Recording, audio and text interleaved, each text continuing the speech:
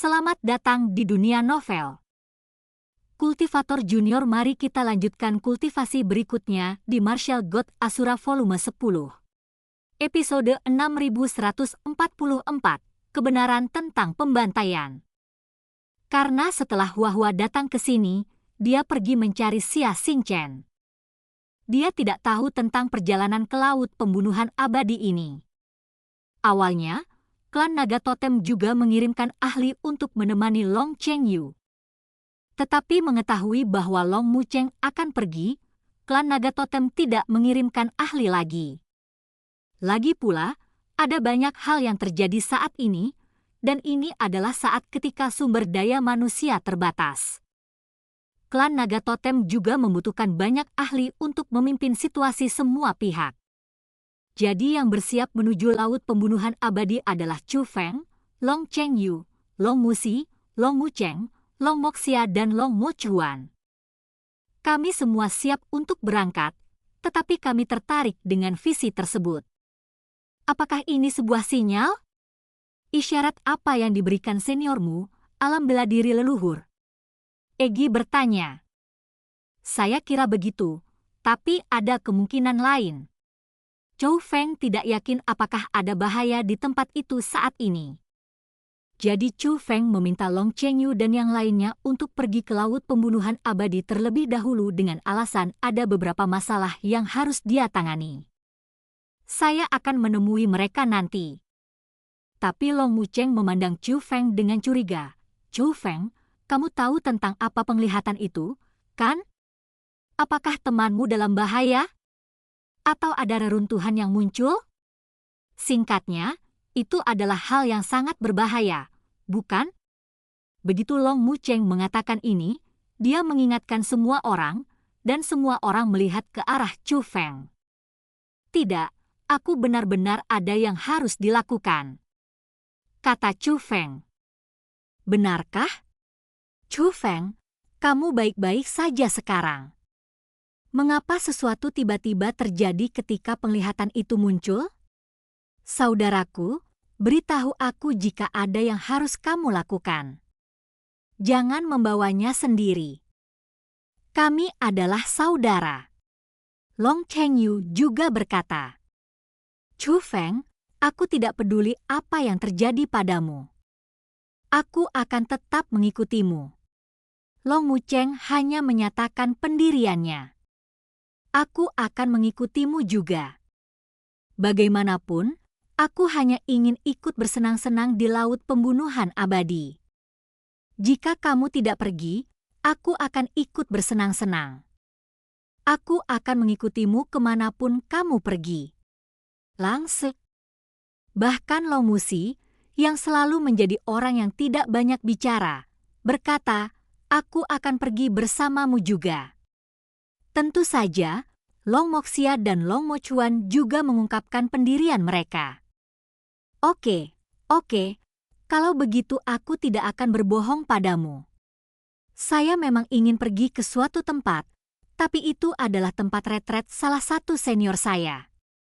Tanpa izinnya, akan merepotkan bagiku untuk menerimamu, kata Chu Feng.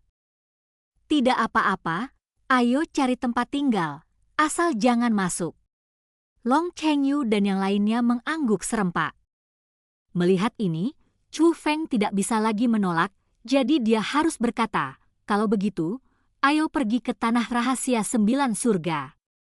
Tanah Rahasia 9 Surga? Mendengar ini, Long Mucheng dan Long Moxia terkejut. Mereka secara alami telah mendengar tentang Tanah Rahasia 9 Surga. Itu karena saya pernah mendengarnya sehingga saya memandang Chu Feng dengan rasa ingin tahu. Mengapa kamu pergi ke Tanah Rahasia 9 Surga?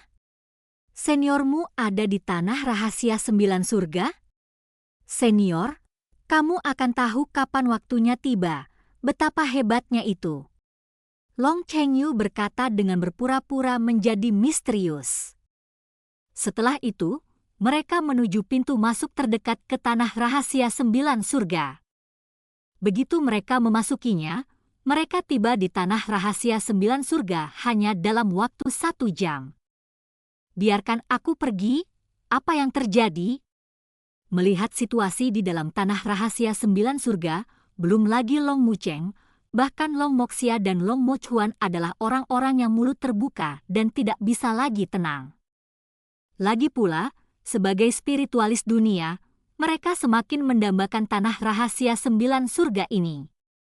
Chu Feng sedang terburu-buru dan melangkah ke formasi teleportasi menuju Laut Abadi dan Tianhe tanpa menjelaskan apapun. Namun, setelah memasuki terowongan teleportasi, dia juga menceritakan kisahnya kepada mereka. Oh tidak, Chu Feng, kamu terlalu hebat. Kamu sebenarnya memiliki semua tempat rahasia di 9 surga di bawah kendalimu. Ternyata tempat misterius legendaris itu adalah susunan teleportasi yang sangat kuat. Lalu berapa lama waktu yang kita perlukan untuk mencapai Xianhe Tianhe sekarang? Long Mucheng bertanya dengan rasa ingin tahu.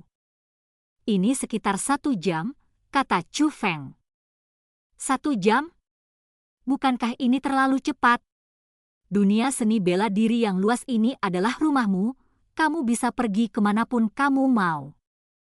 Kejutan Long Mucheng bisa dirasakan dari suaranya yang nyaring saat ini. Itu bukan salahnya. Bagaimanapun, dunia seni bela diri yang luas begitu besar. Biasanya, teleportasi ke Tianhe yang berdekatan akan memakan waktu lebih dari 10 hari jika harta karun digunakan. Kamu bocah, kamu punya barang bagus ini. Kenapa kamu tidak memberitahuku sebelumnya? Ini menghabiskan banyak waktu di jalan. Tapi segera, Long Mucheng menatap Chu Feng dengan keluhan lagi. Pasti ada beberapa rahasia. Senior, apakah kamu tidak punya rahasia? Orang dewasa itu tidak akan memberitahu siapapun, kata Chu Feng sambil tersenyum. Ya, itu masuk akal. Kalau begitu, itu bukan salahmu. Long Mucheng tidak tahu bagaimana membantahnya sejenak. Segera, Chu Feng datang ke dunia lokal tempat Presiden Kamar Dagang Prajurit tinggal dalam pengasingan. Tapi Chu Feng tidak membawa Long Mucheng dan yang lainnya ke sana. Sebaliknya, dia meminta mereka menunggu di formasi teleportasi sementara dia pergi sendirian. Tapi saat dia mendekati pegunungan dan sebelum dia melangkah ke dalamnya, suara Presiden Kamar Dagang Prajurit terdengar di telinga Chu Feng. Kembalilah secepat ini? Sepertinya kamu sedang dalam perjalanan kembali. Jika aku mengetahui hal ini, aku tidak akan menyia-nyiakan hal itu. Pada saat yang sama ketika suara ini terdengar, Presiden Kamar Dagang Prajurit muncul di sebelah Chu Feng. Senior, apakah kamu bertanggung jawab atas penglihatan itu? Apa yang terjadi? Tanya Chu Feng. Itu memang penglihatan yang disebabkan olehmu, tapi bukan disebabkan olehku, tapi oleh orang lain. Presiden Kamar Dagang Prajurit tersenyum ringan dan membawa Chu Feng ke dunia rahasia yang sebenarnya. Presiden Kamar Dagang Prajurit sangat cepat. Hampir dalam sekejap, dia membawa Chu Feng ke tempat yang diblokir oleh penghalang. Ada banyak area terlarang di sini. Chu Feng pernah ke tempat ini sebelumnya, tapi belum pernah memasukinya. Memasukinya, Anda akan menemukan sebuah halaman. Ada sesosok tubuh di halaman. Melihat sosok itu, Chu Feng sedikit tidak bisa dipercaya, tapi matanya menunjukkan ekstasi. Itu Xiao Yuernya, kakak laki-laki. Xiao Yuer juga menemukan Chu Feng, dan segera naik ke udara dan mendatangi Chu Feng. Tersenyum disebut kebahagiaan. Kebenaran terungkap pada saat ini, penglihatan itu pasti disebabkan oleh Xiao Yuer. Mari kita bicara. Presiden Kamar Dagang Prajurit melambaikan tangannya dan pergi dengan bijak. Yuer, bagaimana kabarmu? Bagaimana kabar saudaramu dan keluargamu? Chu Feng bertanya satu demi satu. Aku baik-baik saja.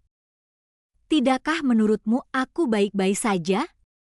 Mereka semua juga baik-baik saja. Xiao Yuer tersenyum manis. Lalu siapa yang menyerang klan ikan Xian Haimu? Chu Feng bertanya lagi. Maaf, saudaraku, apakah aku membuatmu takut? Xiao Yuer tiba-tiba terlihat menyesal. Tidak, bagaimana aku bisa takut? Hanya saja aku pergi ke klan ikan laut abadimu. Ketika aku melihat pemandangan itu, tentu saja aku akan mengkhawatirkanmu. Aku benar-benar minta maaf, itu sebenarnya ide ayahku. Ah? Chu Feng sedikit tidak bisa berbalik sejenak. Tidak ada yang menyerang klan kami, itu adalah niat klan kami. Sengaja? Kalau begitu, bukankah itu terlalu realistis? Chu Feng terkejut ketika dia pergi ke sana. Dia mengamati mereka dengan cermat. Noda darah, anggota tubuh dan mayat yang dimutilasi tidak terlihat palsu. Itu adalah pertunjukan dan hal yang nyata untuk membuat orang luar percaya bahwa semua itu ditinggalkan oleh bangsaku. Tapi ada beberapa trik yang digunakan, jadi meski terlihat realistis, sebenarnya tidak ada yang mati. Dan cerita pun berakhir. Sampai jumpa di cerita berikutnya dari Martial God Asura di dunia novel.